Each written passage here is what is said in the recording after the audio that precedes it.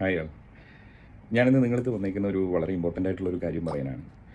ശരിക്കും ഞാനെൻ്റെ ഈ വീഡിയോ എൻ്റെ സോഷ്യൽ മീഡിയ പേജുകളിലായിരിക്കും ഇടുന്നത്. അപ്പോൾ എന്തായാലും എന്നെ ചുറ്റിപ്പറ്റിയുള്ള എൻ്റെ ഓഡിയൻസ് എന്ന് പറയുന്നത് ഞാൻ വർക്ക് ചെയ്യുന്ന മേഖലയിലുള്ളവരായിരിക്കുമല്ലോ. അപ്പോൾ എനിക്ക് പ്രത്യേകിച്ച് പറയാൻ ഞാൻ ഉദ്ദേശിച്ചതെന്ന് പറഞ്ഞു കഴിഞ്ഞാൽ, നമ്മൾ ഇന്നത്തെ കാലത്ത് ഒരുപാട് ടാസ്ക് എടുത്തിട്ടാണ് നമ്മൾ ഓരോ ബിസിനസ്സുകളൊക്കെ മുന്നോട്ട് കൊണ്ടുപോകുന്നത്. Especially service industry.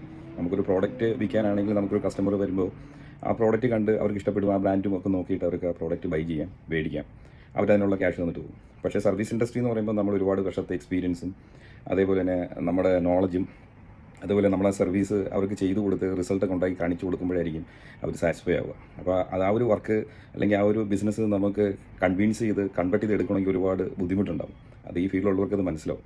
അപ്പോൾ ഞാൻ വിഷയത്തിലേക്ക് വരാം.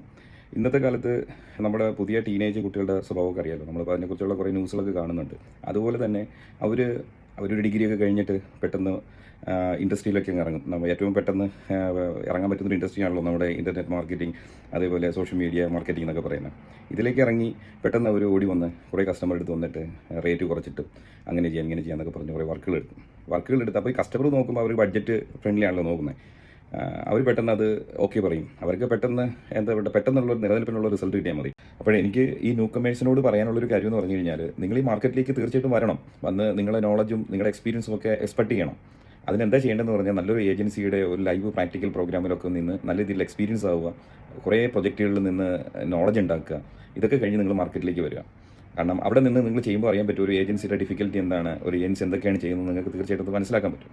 പിന്നെ രണ്ടാമത്തെ കാര്യം ഒന്ന് കസ്റ്റമേഴ്സിനോട് പറയാനുള്ളതെന്ന് പറഞ്ഞാൽ, നിങ്ങൾ ഇങ്ങനെയുള്ള ആൾക്കാർ വരുമ്പോൾ നിങ്ങൾ അവരുമായിട്ട് ടൈപ്പ് ചെയ്യുമ്പോൾ നിങ്ങൾ ചെയ്യുന്നത് പറഞ്ഞു കഴിഞ്ഞാൽ, നിങ്ങൾ നിലവിൽ ചെയ്തുകൊണ്ടിരിക്കുന്ന ഒരു ഏജൻസിയായിട്ടുള്ള ഒരു കോൺട്രാക്റ്റ് ബ്രീച്ച് ചെയ്യാണ് ചെയ്യുന്നത്. അവർക്കുണ്ടാകുന്ന നഷ്ടങ്ങളും അവർക്കുണ്ടാകുന്ന ബുദ്ധിമുട്ടുകളും, കാരണം അവർ ആ ഒരു പ്രൊജക്റ്റിൽ ഒരുപാട് നാളത്തെ ശ്രമങ്ങൾ ഉണ്ടായിരിക്കും. അവർക്ക് ഒരുപാട് ആ ഒരു ടീമിന് ഒരുപാട് പരിശ്രമങ്ങൾ ആ ഒരു പ്രൊജക്റ്റിന് വേണ്ടി അവർ ഇൻപുട്ട് ചെയ്യും, നിങ്ങളുടെ ബ്രാൻഡ് ഡെവലപ്പ് ചെയ്യാൻ വേണ്ടി.